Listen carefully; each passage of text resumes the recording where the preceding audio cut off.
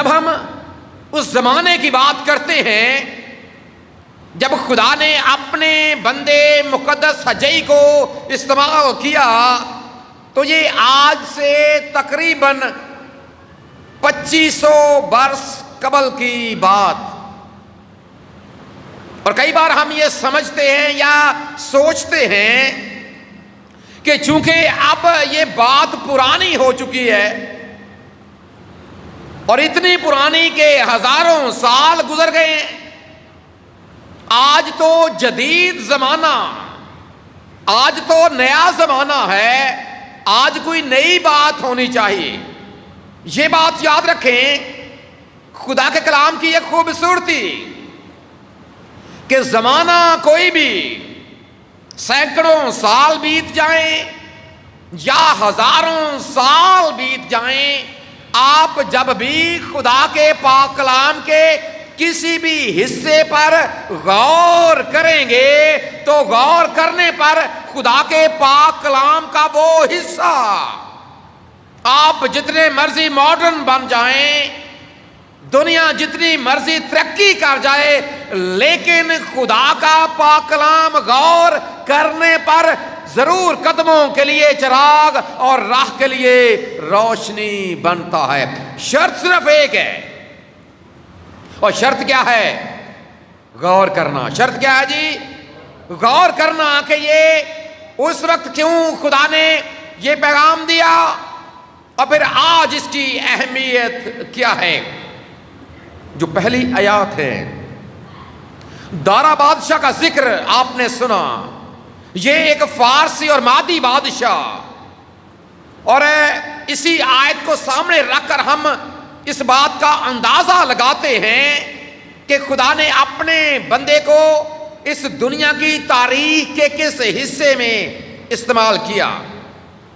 اور پھر یہی نہیں، ہمیں اس بات کا بھی پتہ چل جاتا ہے کہ جو عالمی منظر نامہ اب وہ بھی تبدیل ہو گیا، کیونکہ اب نہ تو اسوری سپر پاور ہیں، ان کو شکست دینے والے، نہ بابلی سپر پاور ہیں، بلکہ اب جو سپر پاور ہیں وہ ہیں مادی اور فارسی۔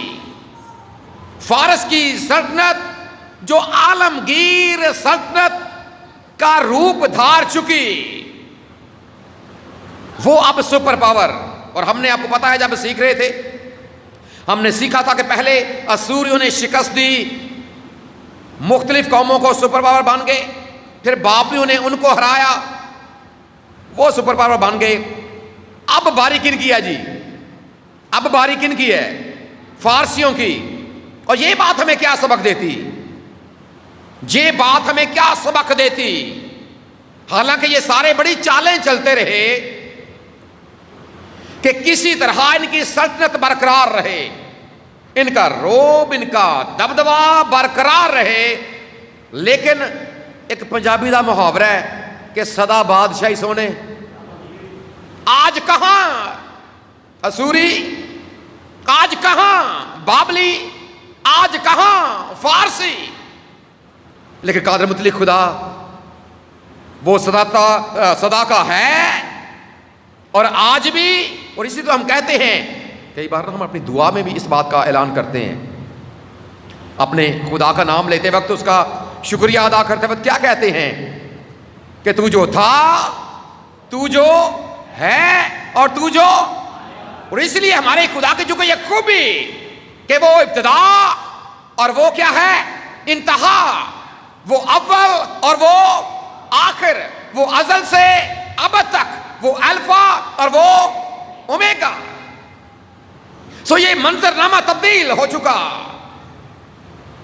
اور اب ان حالات میں جب خدا کے لوگوں کے لیے بھی یہ موقع بن گیا، چونکہ جو پہلا فارسی بادشاہ بنا، شہنشاہ بنا، کورس، اس نے یہ فرمان جاری کر دیا کہ جو اپنے ملکوں کو لوگ لوٹنا چاہتے ہیں، اور آپ کو یہ پتا ہے، ہم نے سیکھا تھا کہ اسوریوں نے بھی اور بابلیوں نے بھی کیا کیا تھا، جن قوموں کو انہوں نے فتح کیا ان میں اسرائیلی بھی تھے، انہوں نے کیا کیا کہ ان کو اسیر بنا کر لے گئے تھے.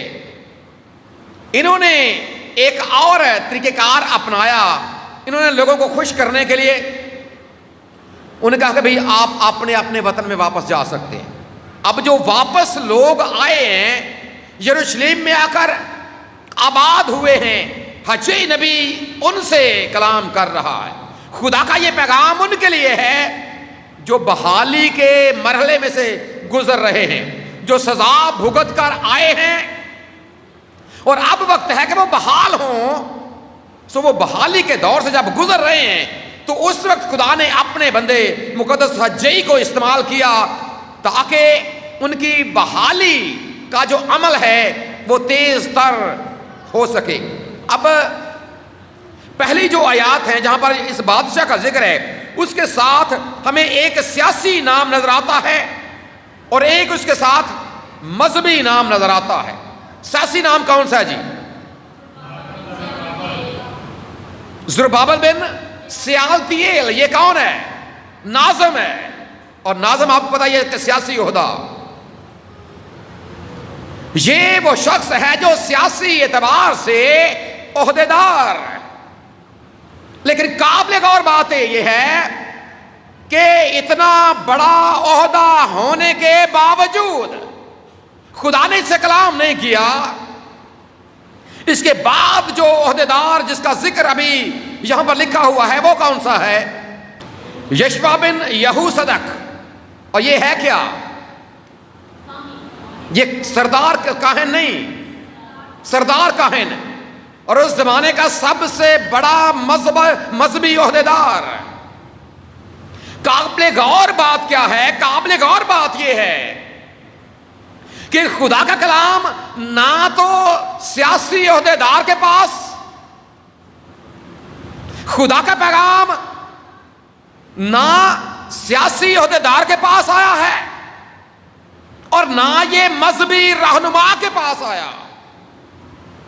نہ خدا نے اس وقت کے ناظم سے کلام کیا, نہ سردار کاہن سے کلام کیا, بلکہ لکھا یہاں پر کیا گیا ہے. ذرا اگر آپ اس آیت پر غور کریں گے, چھٹے مہینے کی پہلی تاریخ کو یہودا کے ناظم زربابل بن سیالتیل اور سردار کاہن یشوا بن یہوصدق کو حجی نبی کی معرفت خداوند کا کلام پہنچا. کس کی معرفت جی؟ حجی نبی کی معرفت. خدا نے اس کا مطلب کیا ہے؟ خدا نے ان دونوں عہدوں کو اس قابل نہیں سمجھا کہ ان سے کلام ڈائریکٹ کیا جائے. اس کا مطلب کیا ہے؟ یہاں پر خدا نے سیاسی عہدے کو بھی ریجیکٹ کر دیا اور خدا نے مذہبی عہدے کو بھی.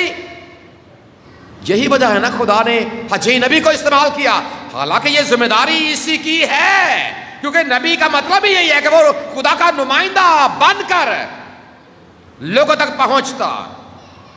سردار کاہن اتنا بڑا مذہبی عہدہ, لیکن کلام آیا ہے حجی نبی کی معرفت. اس کا مطلب یہ ہے کہ یہ دونوں بھی اور اس کے ساتھ جتنے دوسرے لوگ ہیں وہ بھی ضرورت ہے کہ ان تک حقیقی معنوں میں جو خدا کا پیغام ہے ان تک پہنچے, تاکہ سیاسی لوگ بھی اپنی روش پر غور کریں, تاکہ جو مذہبی لوگ ہیں وہ بھی اپنی روش پر غور کریں اور عام جنتا بھی اپنی روش پر غور کریں. اس لیے خدا نے اپنا پیغام اپنے بندے حجی کو دیا. اور جب ہم کئی بار جب میں اس بات پر سوچ رہا تھا, غور کر رہا تھا کہ کیوں خدا نے سردار کاہن کو کیوں استعمال نہیں کیا, کیوں یہاں پر خاص طور پر لکھا گیا ہے, حالانکہ نام بھی لکھا جاتا کوئی بات نہیں تھی, نام بھی لکھا جاتا تو کوئی بات نہیں تھی, لیکن اگر لکھا گیا ہے تو غور کرنے کے لیے لکھا گیا کہ غور کریں آخر وجہ کیا ہے. کیا وجہ ہے کہ اتنا بڑا مذہبی عہدہ, سیاسی عہدہ رکھنے کے باوجود یہ لوگ پیچھے رہتے. خدا نے استعمال کیا ہے اپنے بندے حجی کو. یاد رکھیں, مذہبی ہونے میں اور خدا پرست ہونے میں, روحانی ہونے میں یہ بڑا فرق ہوتا. کئی بار لوگ مذہبی بڑے بنتے ہیں لیکن اندر سے کھوکھلے ہوتے ہیں. خدا نے کیوں یہ حکم دیا تھا؟ تیسرا حکم کیا ہے؟ کسی کو آتا تیسرا حکم؟ تیسرا حکم تو خداوند اپنے خدا کا نام بے فائدہ. حکم کس کو 10 احکام زبانی آتے ہیں جی کسی کو؟ 10 حکم کس کو زبانی آتے ہوں؟ 10 حکم کس کو زبانی آتے ہیں؟ پہلا کون سا ہے؟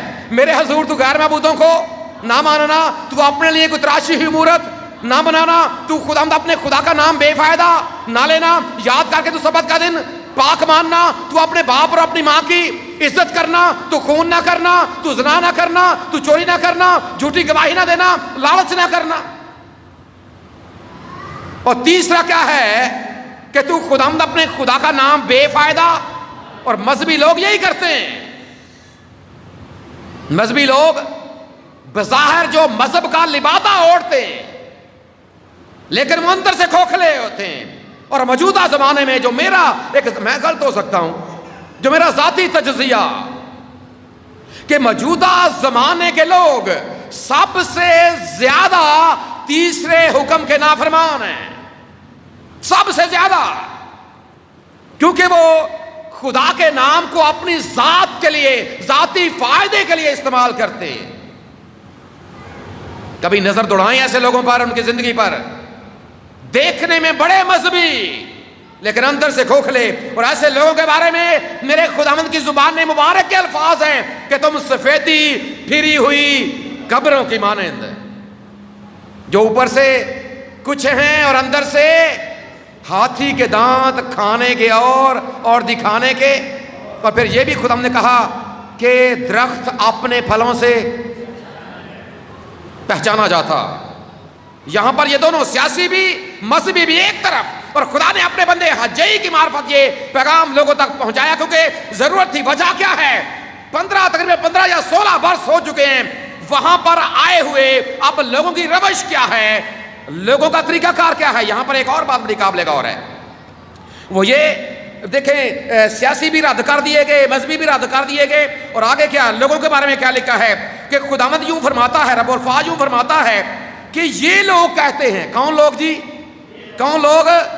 یہ لوگ. یہ لوگوں سے کیا مراد ہے جو وہاں پر موجود ہیں؟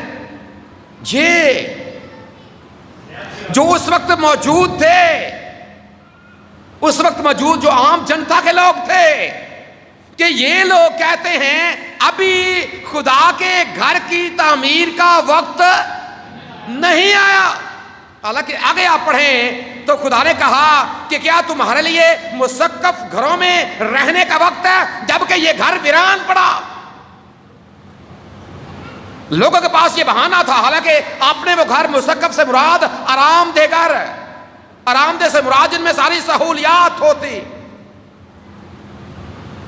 یہ خدا کہتا کہ میرے گھر کی کسی کو، حالانکہ اس سے پہلے شروع تو کر دیا گیا تھا نہمیہ کے دور میں.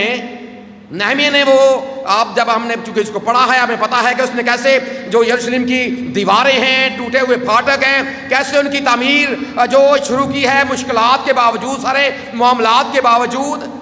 لیکن وقت گزرنے کے ساتھ لوگ اتنے آرام پسند ہو گئے ہیں، یا اتنے ہم یہ کہہ سکتے ہیں کہ اتنے مطلب پرست ہو چکے ہیں کہ انہوں نے خدا کو ایک طرف رکھ دیا ہے اور اپنا آپ، کہ یہ لوگ کہتے ہیں کہ ابھی خدا کے گھر کی تعمیر کا وقت نہیں آیا. جب آپ تھوڑا سا آگے پڑھیں گے نا تو آگے لکھا ہے، اس لیے اگر آپ 9ویں آیت کو، رب الفاظ فرماتا ہے کیوں؟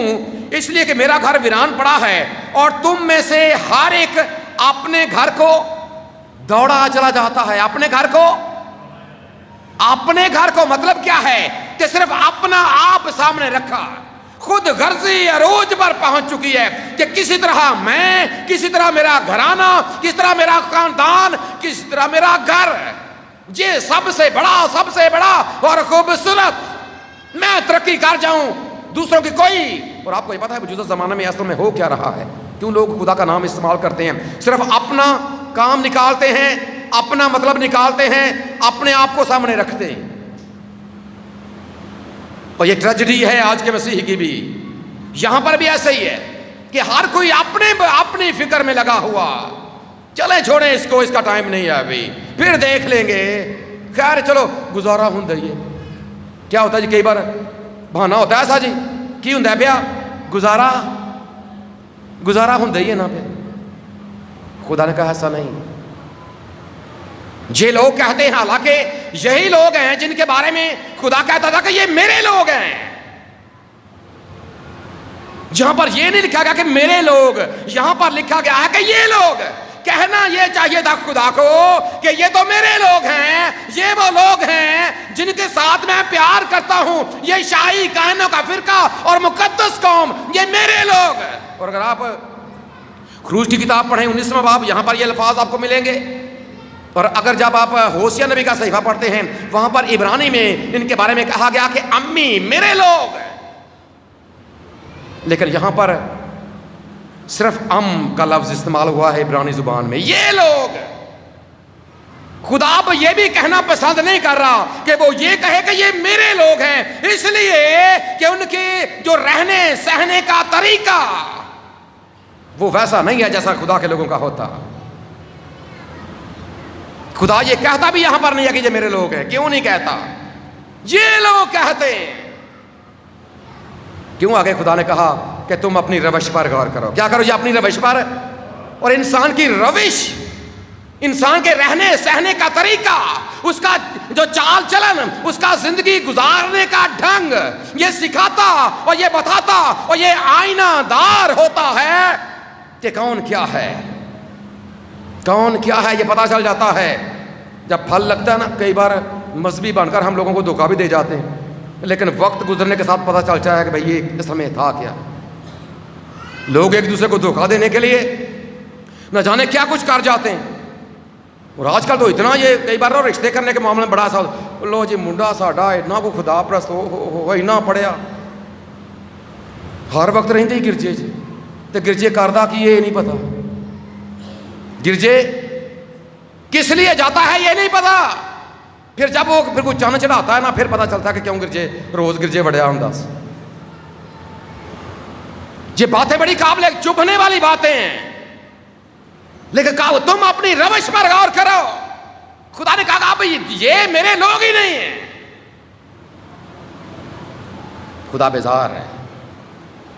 اور اس لیے خدا نے، اگر آپ چھٹی آیت سے پڑھیں گے نا، چھٹی آیت سے بڑا باتیں ساری بڑی قابل غور ہیں کہ یہ کہتا بھی میرے گھر کی تعمیر کا وقت نہیں آیا.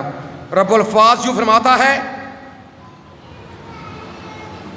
تم اپنی روش پر، اور یہ روش پر غور کرنا. اور آپ یہ بھی جان لے ذرا کہ یہ کتاب مقدس کی جو پرانا عہدنامہ ہے یہ دوسری مختصر ترین کتاب ہے. اس سے بھی چھوٹی ہے عبدیہ کی کتاب. اس کا نمبر دوسرا ہے چھوٹی ہونے کے لحاظ سے. لیکن کئی بار پہلے بھی بات ہوئی ہے کہ کتاب چھوٹی ہونے کا مطلب یہ نہیں ہے کہ اس کا پیغام بھی چھوٹا. کتاب چھوٹی ہونے کا مطلب یہ ہرگز نہیں ہے کہ اس کا پیغام بھی چھوٹا. بات ہے غور کرنے کی. چھٹی آیت میں کہ تم اپنی روش پر غور کرو. اور ان 38 آیات میں 2 ٹوٹل ابواب ہیں، 38 اس کی آیات ہیں، اور 38 آیات میں کم از کم 7 بار یہ لکھا ہے کہ تم اپنی روش پر غور کرو. تم اپنی روش پر غور کرو. غور کرو کیسے چلتے ہو، غور کرو کیسے اٹھتے بیٹھتے ہو، غور کرو تمہارا رویہ کیا ہے، غور کرو تمہارا چال چلن کیسا ہے، غور کرو غور کرو غور کرو. بار بار خدا کیوں توجہ دلاتا ہے؟ اور اس لیے تو اس نے کہا کہ اب یہ لوگ کہتے ہیں غور کرو. جو نقطے قابل غور ہیں ان میں پہلا، تم نے بہت سا بویا پر تھوڑا کاٹا. تم نے بہت سا بویا پر، دیکھیں جب انسان فصل بوتا ہے نا، فصل بونے کے لحاظ سے کچھ لوگ ہیں جو دلچسپی بھی رکھتے ہوں گے، وہ جانتے بھی ہوں گے کہ اگر آپ چونکہ ان دنوں میں اگر آپ باہر نکلیں گے تو منجی گیا جو دھان کا وہ سیزن لگانے کا سیزن ہے. اور جب ہم اس کے لگانے کی بات کرتے ہیں، کیونکہ اب اس میں کوئی تول کر اس میں بیج نہیں ڈالا جاتا، اس میں پودے لگائے جاتے ہیں. لیکن پودوں کی ایک عام سٹینڈرڈ تعداد ہے کہ آپ 1 ایکڑ میں کتنے پودے لگائیں گے. 1 ایکڑ میں کیا ہوگا جی، کتنے پودے لگیں گے. یا پھر جب ہم گندم کی بات کرتے ہیں، آپ کو یہ پتا ہے جو اس سے دلچسپی رکھتے ہیں کہ 1 ایکڑ میں کتنا بیج ڈالا جاتا.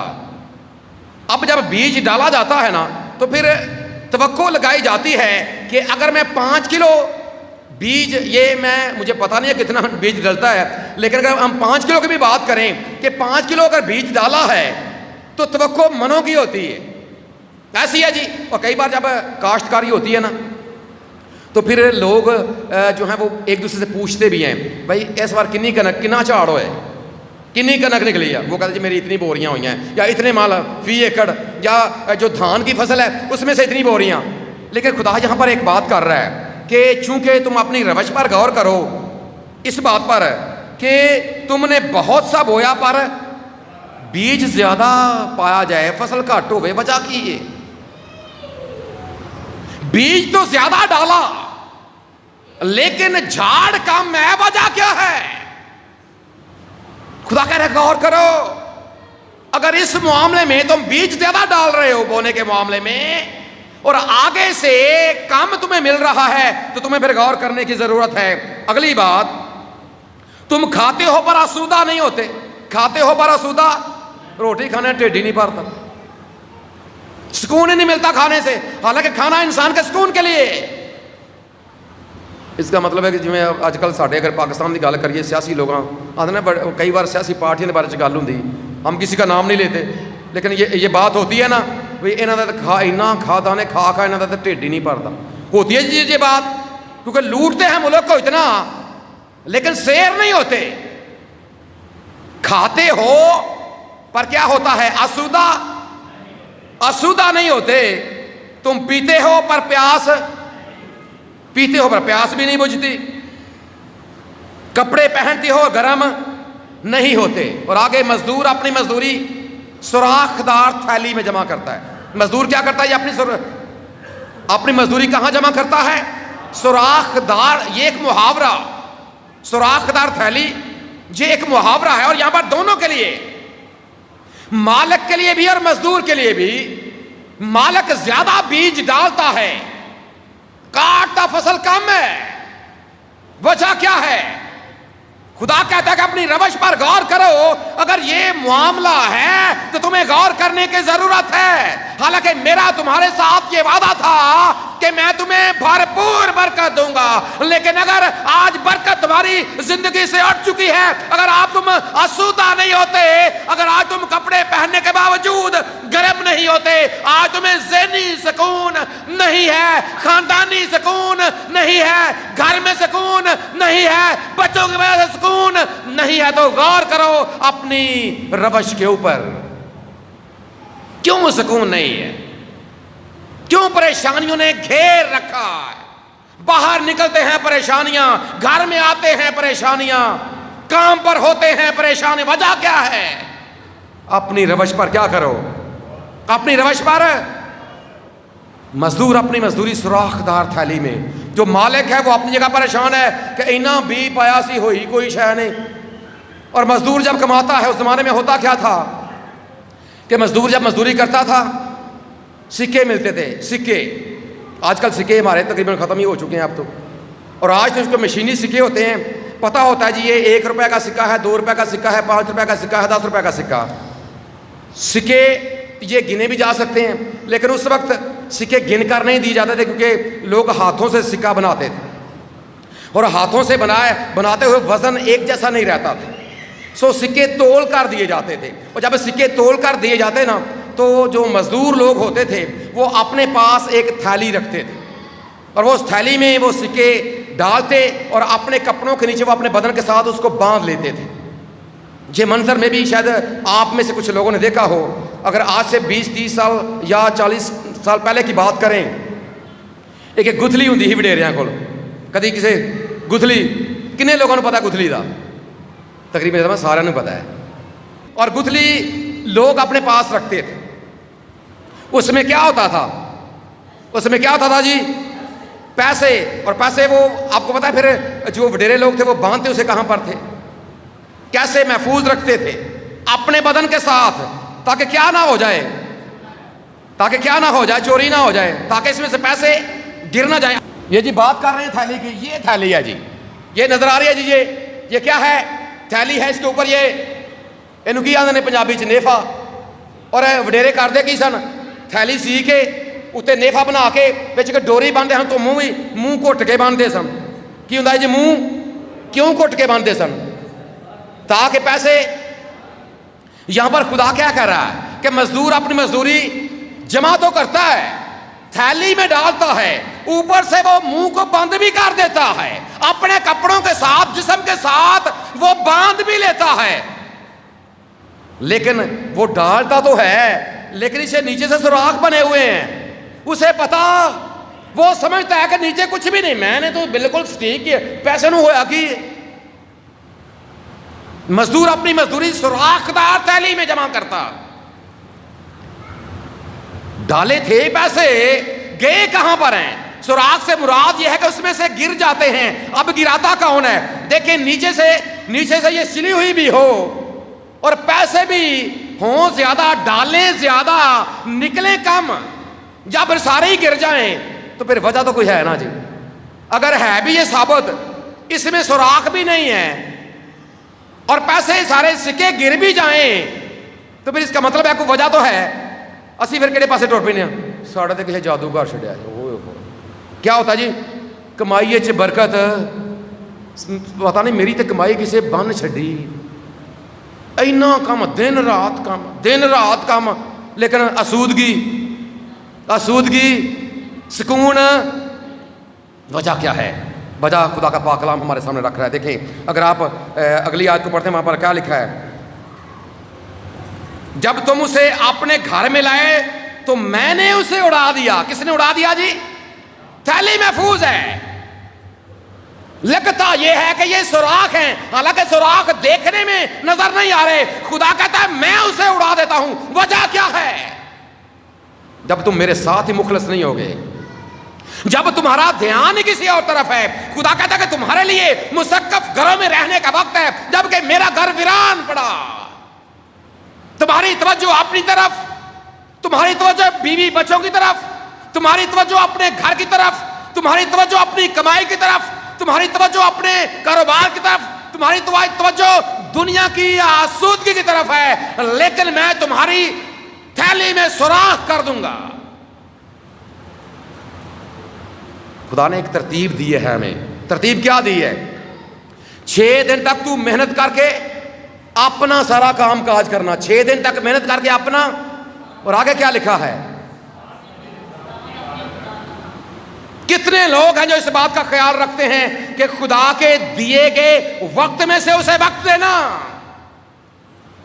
کتنے لوگوں کو یہ احساس ہوتا ہے؟ کتنے لوگ اس بات کو یاد رکھتے ہیں؟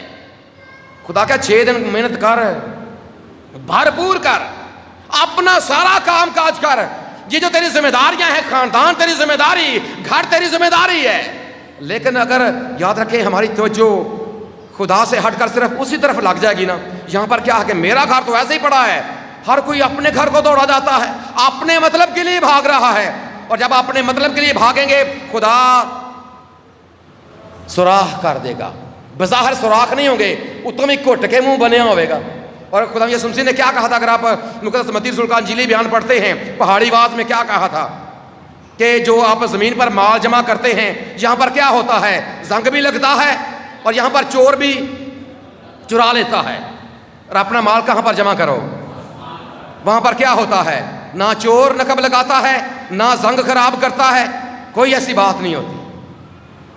جب آپ کو صرف یاد رکھیں، اس کا مطلب یہ ہے کہ لوگوں نے کیا کیا؟ خدا کو نظر انداز کرنا شروع کر دیا. ان کی زندگی میں اول درجہ ان کا کاروبار، ان کی زندگی میں اول درجہ ان کا گھر، ان کی زندگی میں اول درجہ ان کا خاندان. اور یہ غلط طریقہ. درست طریقہ کیا ہے؟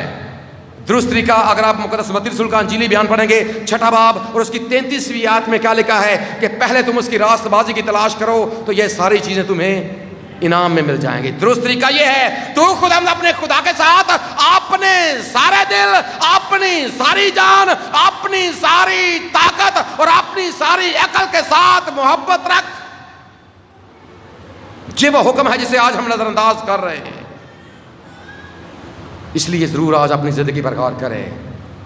کہیں میں بھی اپنی جو مزدوری ہے کہ وہ سوراخ دار تھیلی میں جمع تو نہیں کر رہا، کہیں ایسا تو نہیں ہے. اور اگر ایسا ہے تو غور کریں. خدا کہتا ہے کہ کچھ توجہ میری طرف بھی. اگر خدا وقت دیتا ہے اس کا مطلب یہ ہے کہ اس کے دیے گئے وقت میں سے اسے وقت دینا یہ ضروری. اور اگر خدا آپ کو مزدوری دیتا ہے اور اس مزدوری میں سے جو آپ کماتے ہیں، اگر آپ یاد رکھیں اس کمائی میں سے آپ کے لیے خدا کے گھر کے لیے کچھ نہیں ہے، تو پھر اس کا مطلب یہ ہے کہ خدا تھیلی میں سوراخ کر دیتا. خدا کیا کرتا ہے تھیلی میں؟ خدا تھیلی میں سوراخ کر دیتا ہے. اگر بات کریں کہ مقرر کتنا ہے، چلیں مقرر کرنے کی ہم بات ایک طرف رکھتے ہیں. اگر آپ کماتے ہیں اور آج اگر دیکھا جائے تو کم سے کم مزدوری کتنی ہے؟ کتنا؟ 50,000 سے کم تو میرے خیال میں کسی بھی خاندان کی انکم نہیں ہوگی. 50 سے کم تو گھر چلنے محال ہو جاتا ہے. کیا خیال ہے؟ ایسا ہے جی.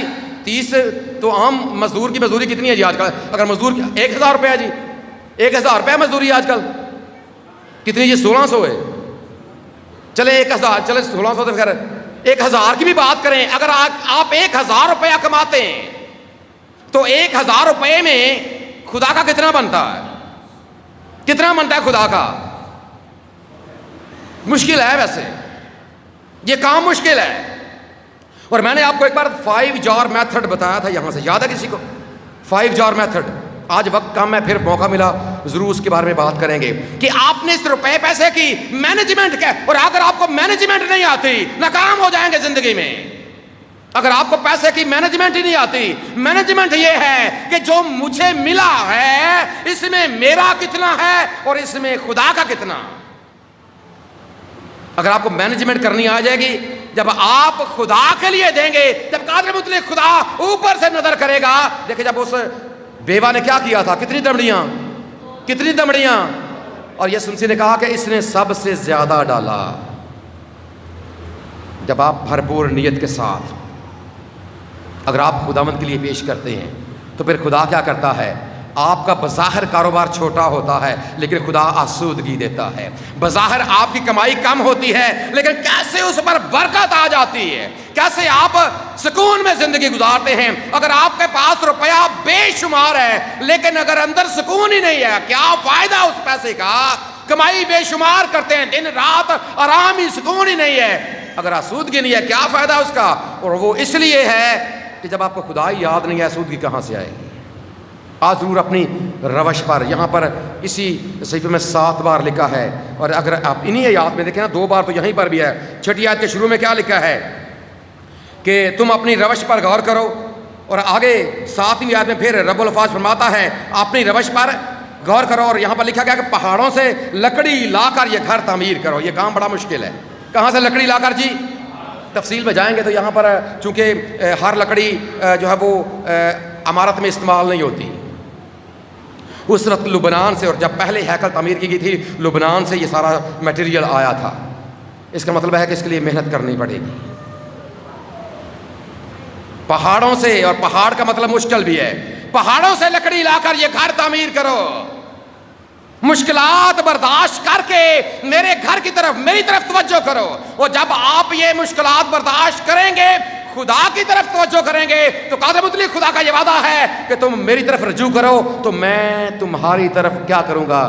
رجوع کروں گا. رب الافواج فرماتا ہے، اور وہ یقیناً وعدوں کا سچا خدا ہے. آج ضرور اپنی زندگی پر غور کریں. اگر ہم آسودگی کے بغیر زندگی گزار رہے ہیں، اگر سکون کے بغیر زندگی گزار رہے ہیں، اگر امن کے بغیر زندگی گزار رہے ہیں، خوشحالی کے بغیر زندگی گزار رہے ہیں، اگر آپ مطمئن نہیں ہیں، اطمینان آپ کے اندر نہیں ہے، تو اپنے خداوند کے سامنے جھکیں، اپنے گنہگار ہونے کا اقرار کریں اور اس طریقے کو اپنائیں جو خدا نے اپنے پاک کلام میں دیا ہے کہ اول درجہ اپنی زندگی میں خدا کو اور اس کے گھر کو، اس کی عبادت کو دینا شروع کر دیں. خدا ضرور اپنے وعدوں کو آپ کی زندگی میں پورا کرے گا، کیونکہ یہ اسی کا فرمان ہے، اسی کی زبان مبارک کے الفاظ ہیں کہ تم خداوند اپنے خدا کی عبادت کرنا، تب وہ تیری روٹی اور پانی پر برکت دے گا. اور خداوند خدا فرماتا ہے میں تیرے بیچ سے بیماریوں کو دور کر دوں گا. ہمارا خدا